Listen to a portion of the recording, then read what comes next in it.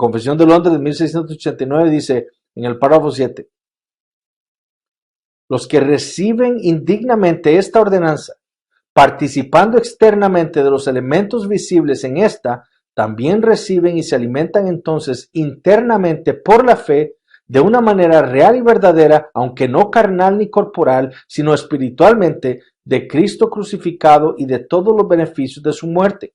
El cuerpo y la sangre de Cristo estando entonces no corporal ni carnal, sino espiritualmente presentes en esta ordenanza, para la fe de los creyentes, así como los elementos mismos lo están para sus sentidos externos.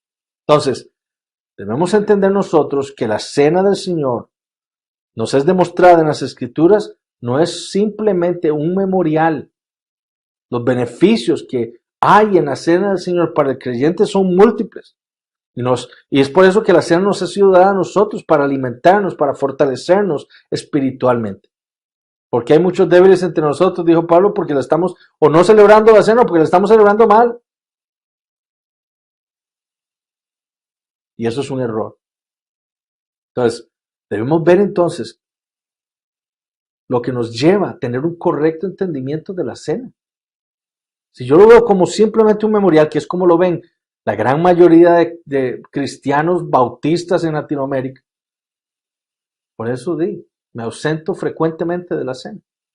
Por eso es que la celebramos en la iglesia cada 6 meses o cada 3 meses. Pero si nosotros entendemos que la cena nos ha sido dada como un medio de gracia, así como Dios nos dio la palabra de Dios, así como nos dio la oración para alimentarnos, para fortalecernos espiritualmente, entonces no vamos a querer dejar de celebrarla, no nos vamos a ausentar. Y como iglesia vamos a querer más bien celebrarla con mayor frecuencia, porque es algo que Dios nos ha dado para fortalecernos. Ahora veamos los elementos de la cena del Señor. Cuando hablamos nosotros de los elementos, estamos hablando de los signos externos de la cena. Es lo mismo, nos estamos refiriendo a aquellas partes, aquellos componentes, aquellos materiales que son utilizados para celebrar la ordenanza. Es decir, estamos refiriéndonos al pan y al vino, símbolos del cuerpo y de la sangre de Cristo, y que son entonces necesarios y esenciales para una correcta observación de la cena del Señor. Recuerden, ¿quién es el que nos dio la cena? El Señor Jesucristo. Y Él nos dio pan y vino. Y esos son los elementos entonces que debemos usar. No debemos usar galletas de soda, no debemos usar, no debemos usar Coca-Cola o jugo de naranja. No, debemos usar lo que el Señor nos dio.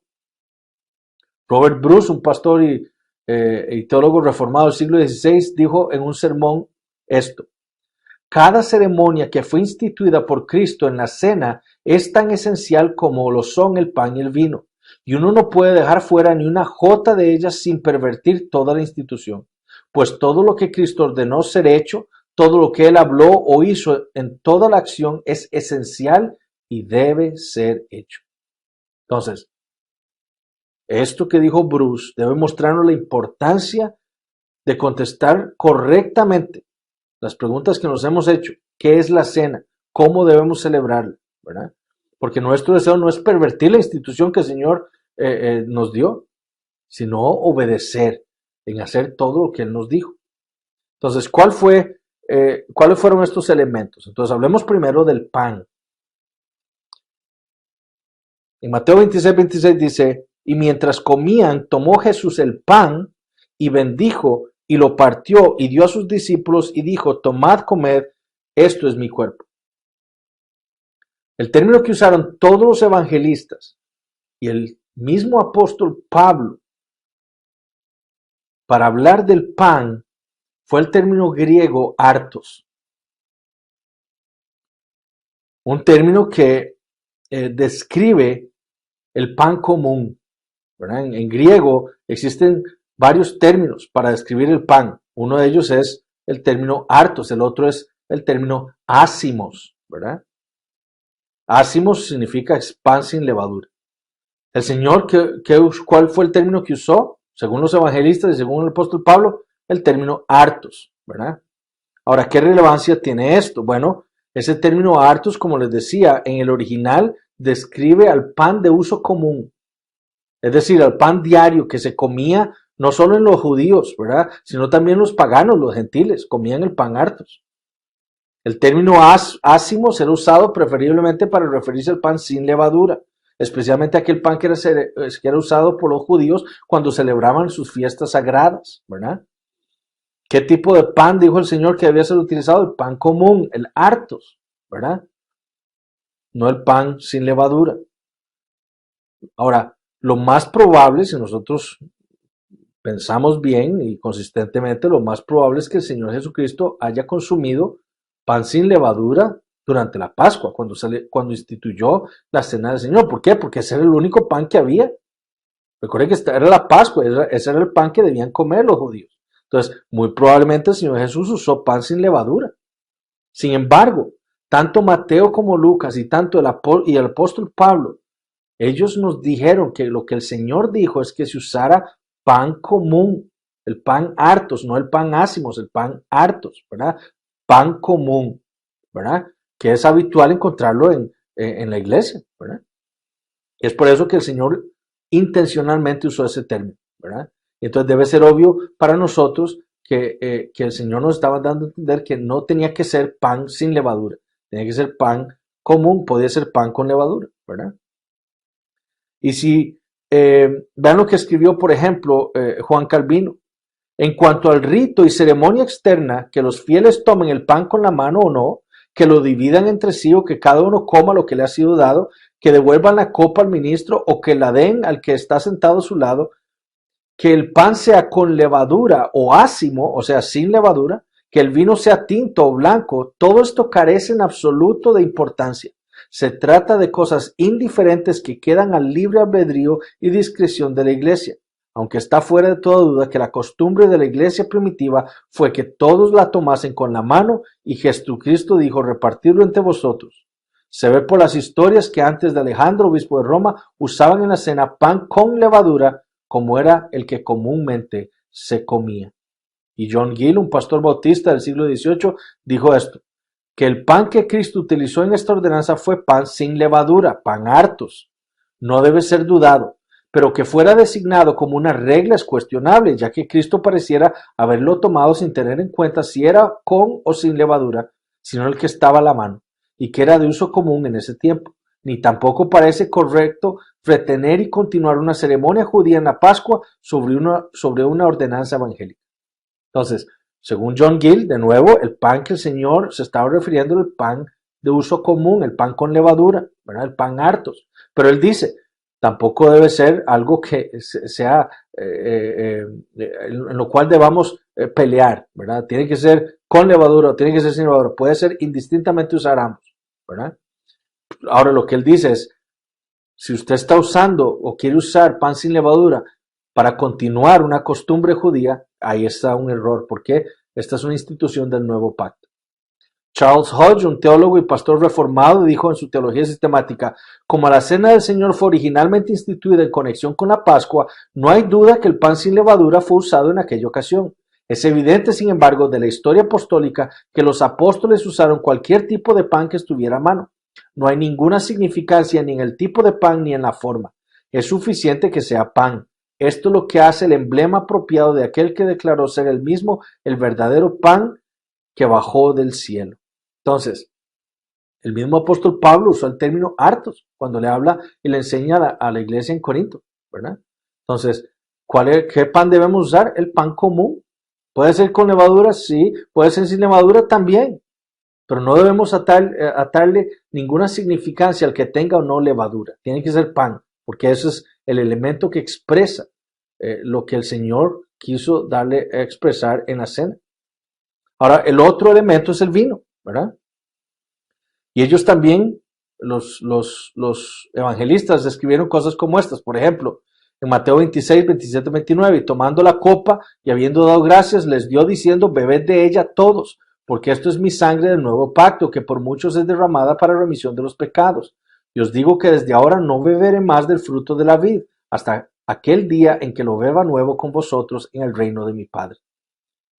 El apóstol Pablo entonces también a la iglesia en Corinto, corrigiendo, ¿verdad?, su mal entendimiento de la cena, les dijo, Pero al anunciaros esto que sigue, no os alabo porque no os congregáis para lo mejor, sino para lo peor. Pues en primer lugar, cuando os reunís como iglesia, oigo que hay entre vosotros divisiones, y en parte lo creo, porque es preciso que entre vosotros haya disensiones para que se hagan manifiestos entre vosotros los que son aprobados.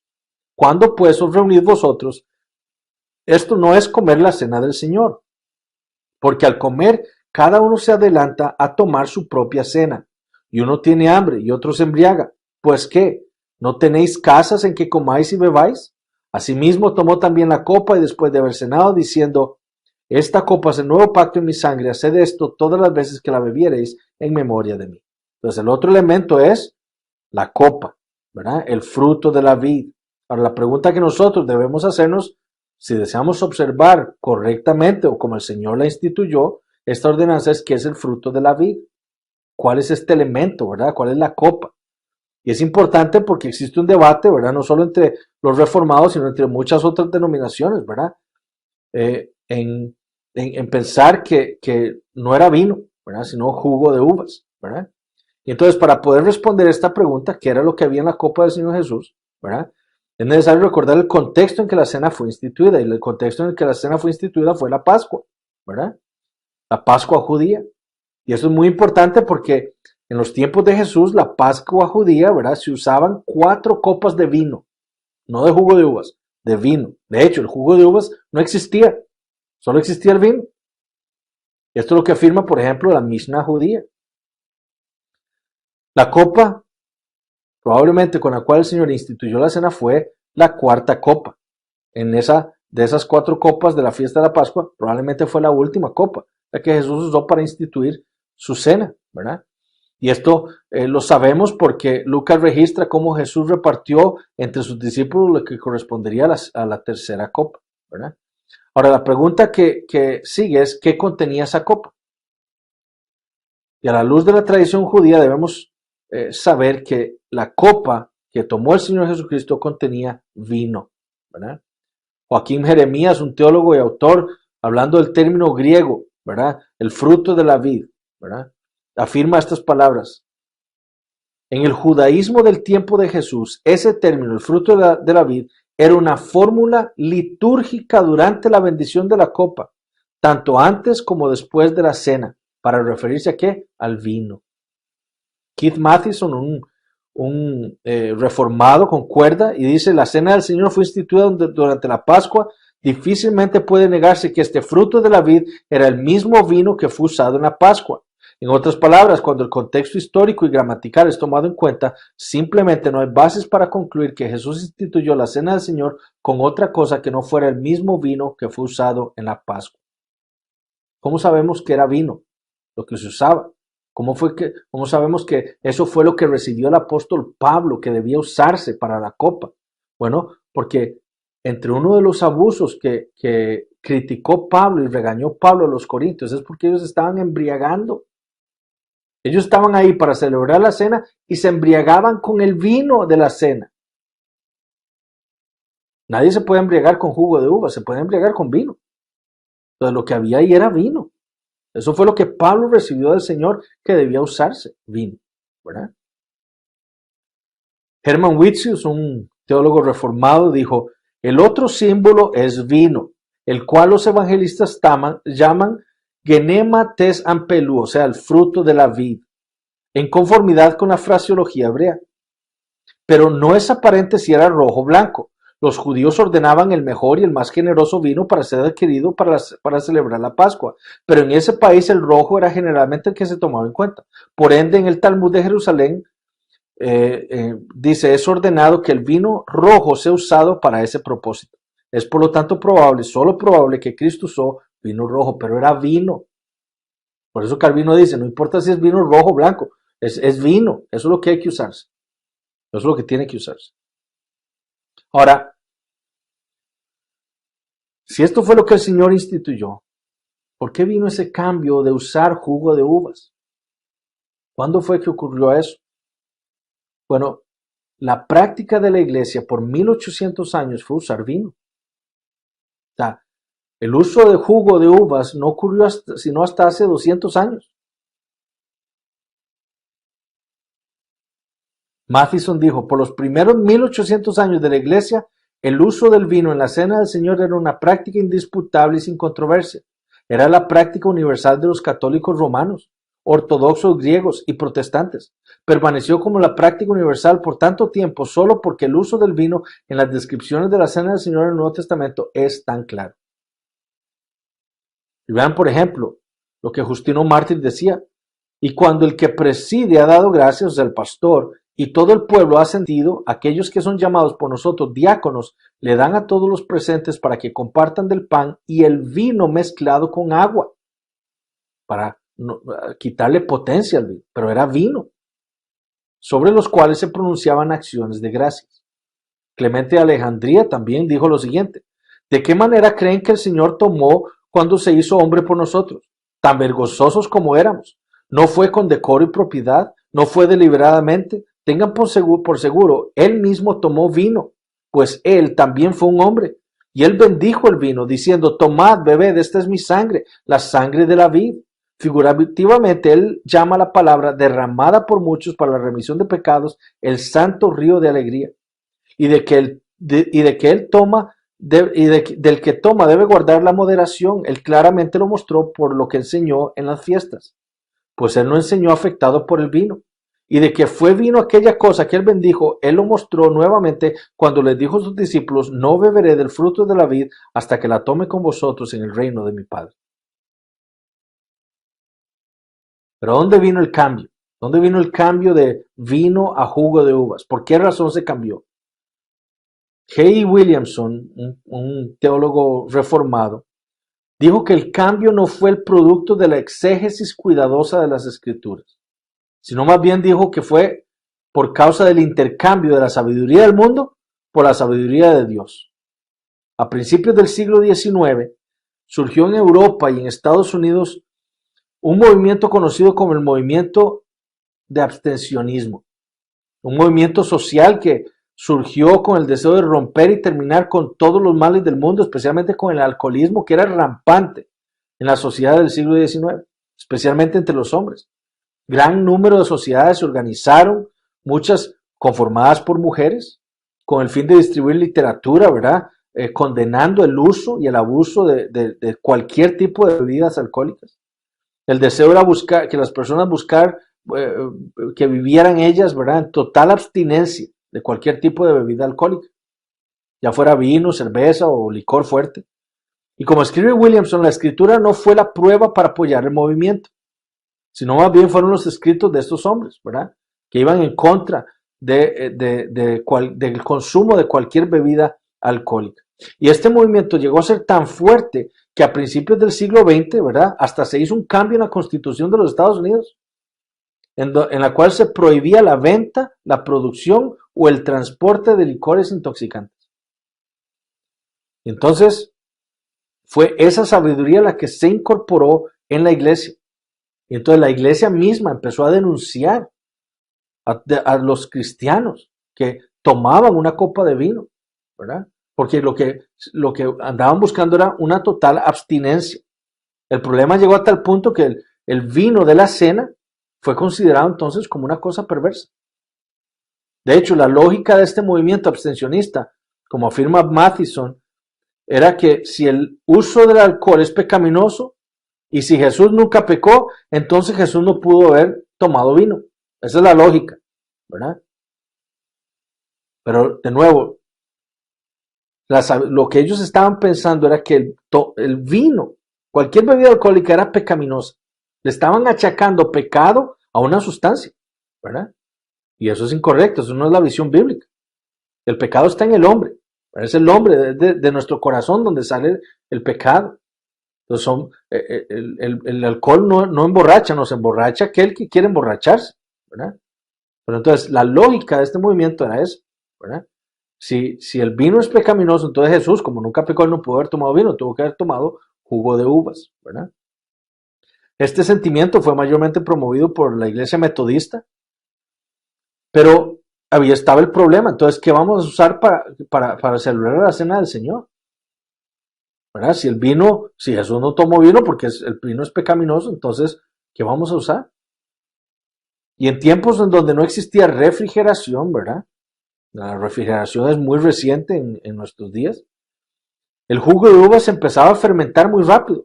Es que por eso debemos entender que en los tiempos de Jesús lo único que había era vino, no podía haber jugo de uvas. Porque usted machaca las uvas y el jugo que hay se empieza a fermentar muy rápidamente. Entonces se convierte en vino. Y entonces un hombre llamado Thomas B. Welch, ¿verdad?, que era dentista y un ministro de la iglesia metodista, inventó el proceso de pasteurización de la uva, que impedía que la uva se fermentara.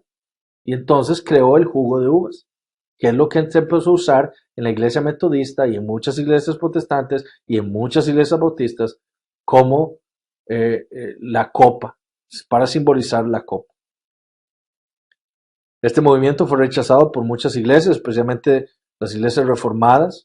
Alexander Hodge, ¿verdad?, por ejemplo, él escribió lo siguiente: quien quiera que esconda el vino verdadero y real o el jugo fermentado de la uva de la cena del Señor, se pone a sí mismo como más moral que el Hijo de Dios, quien reina sobre su conciencia, y más que el Salvador de las almas, quien le redimió. Si el Señor nos dio vino, ¿qué es lo que tiene que tomar la iglesia? Vino. Por lo menos esa es la lógica. Si yo digo, no, es que el vino es pecaminoso, entonces me estoy poniendo por encima y más sabio de Cristo.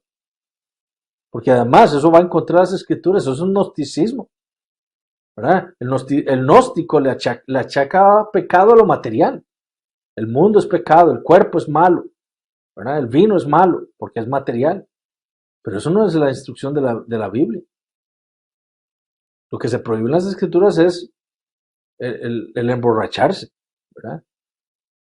Pero una persona puede tomar vino sin pecar, ¿verdad?, con moderación.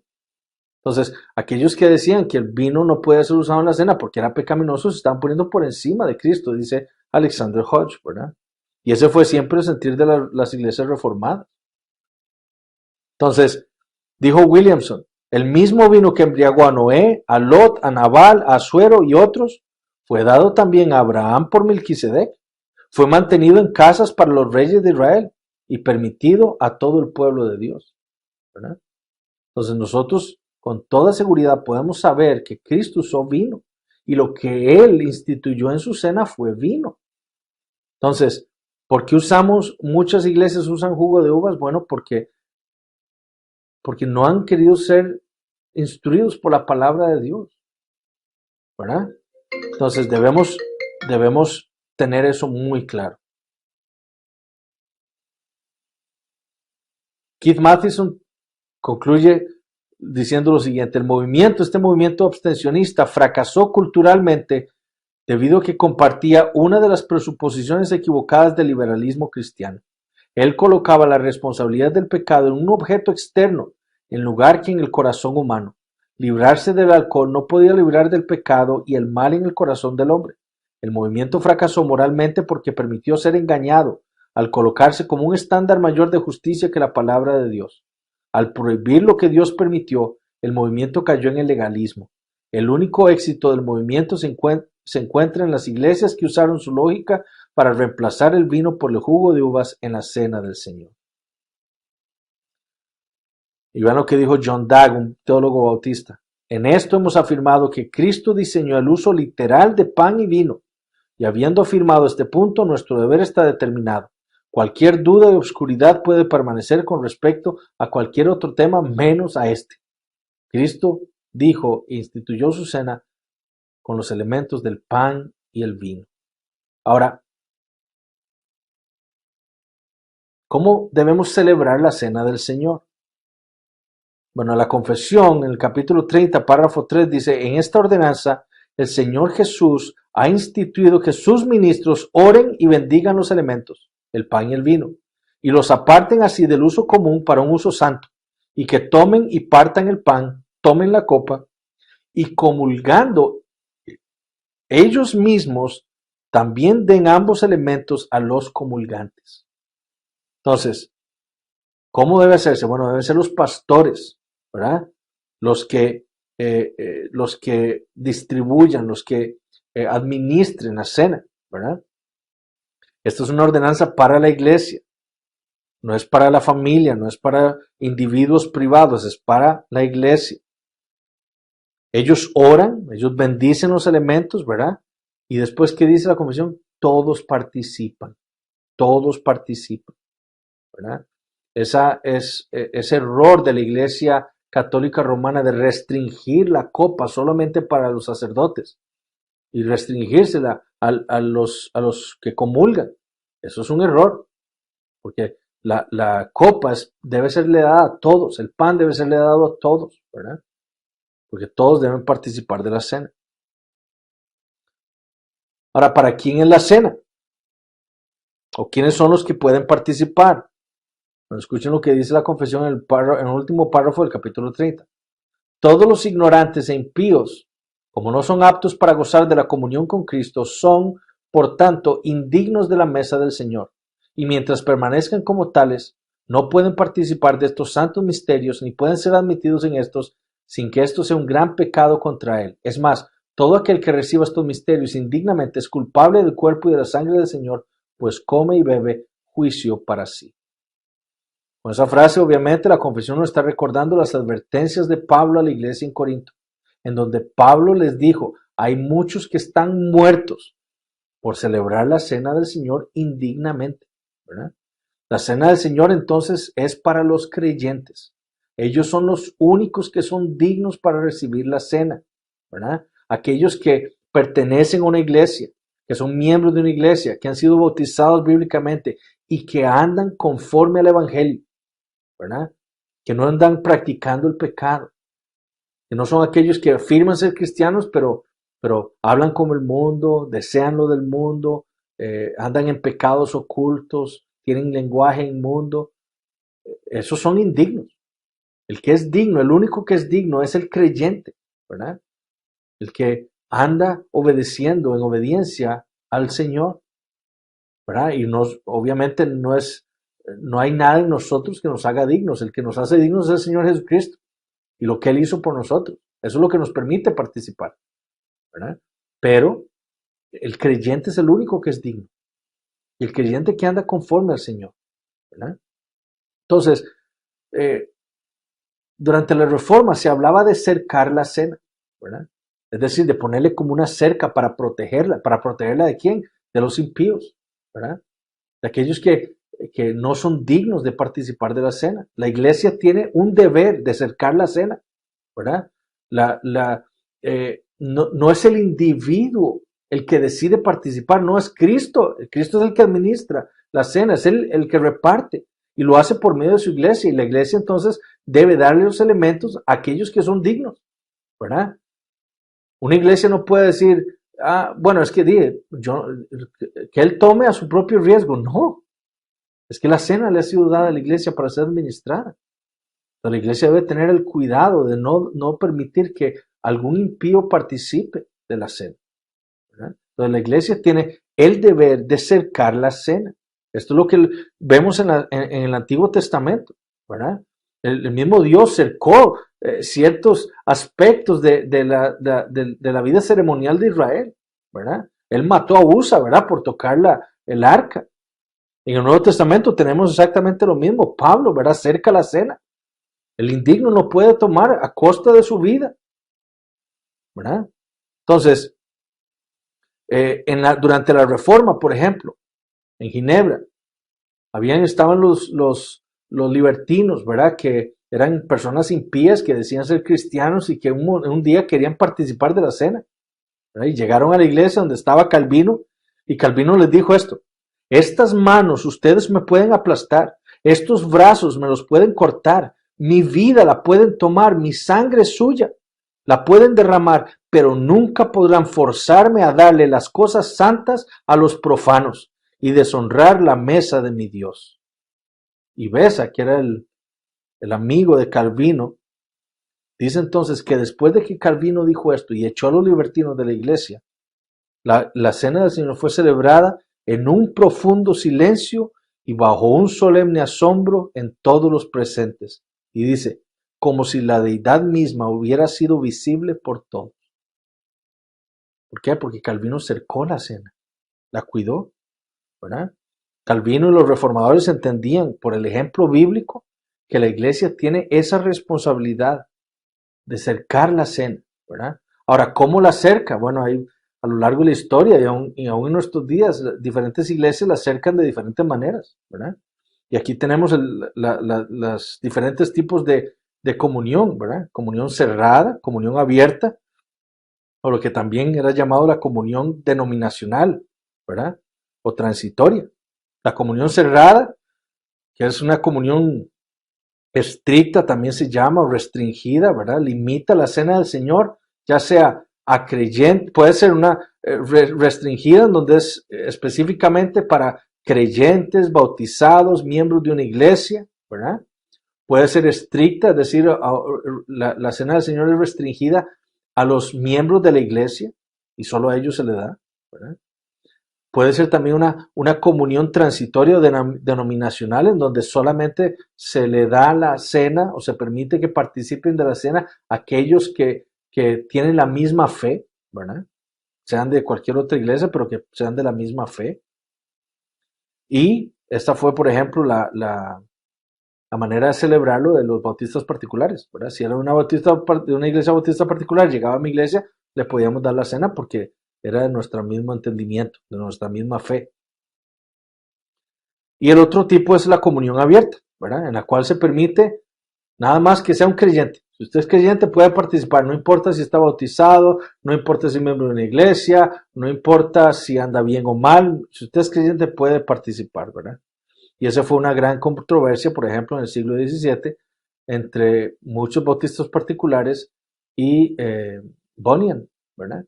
Que creía en la comunión abierta. Pero entonces estas han sido las maneras en las que a lo largo de la historia las iglesias han cercado la cena históricamente, ¿verdad?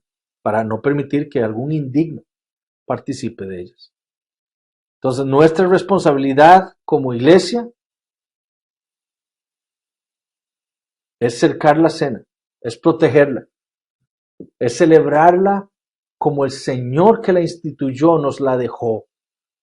No hay manera para que nosotros cambiemos la manera en que entendemos y celebramos la cena. Debe ser celebrada como el Señor nos la dejó en su palabra. Y por eso es tan necesario que los pastores estudien el tema, que vayan a las escrituras, que luchen con la palabra de Dios, ¿verdad? Que humildemente vayan al Señor y le digan, Señor, enséñame qué es lo que tú me enseñas acerca de la cena del Señor, para que podamos guiar a tu iglesia según tu palabra, para celebrar la cena de una manera bíblica, porque lo que queremos es, como dije, no pervertir la cena, sino realizarla, celebrarla bíblicamente. Pero sobre todo, ¿qué es lo que estamos tratando con esta clase? Es recordar lo que significa la cena. No es solo un sacramento, no es solo esa palabra visible de Dios recordándonos a nosotros el sacrificio de Cristo. No es solo una ordenanza que el Señor nos dejó, no es solo un memorial, sino que es también un medio de gracia. Es necesario para la vida del cristiano, es necesario para la vida de la iglesia celebrar la cena. Dios nos la dio para fortalecernos espiritualmente y nosotros debemos celebrarla. Y yo estoy convencido de que si nosotros entendemos que esto es un medio de gracia, ¿verdad? Nosotros entonces vamos a tratar de celebrar la cena lo más frecuentemente posible. Porque una de las objeciones, ¿verdad? A celebrar la cena con frecuencia, ¿verdad? Es que, existe el peligro de que los cristianos trivialicen la cena del Señor.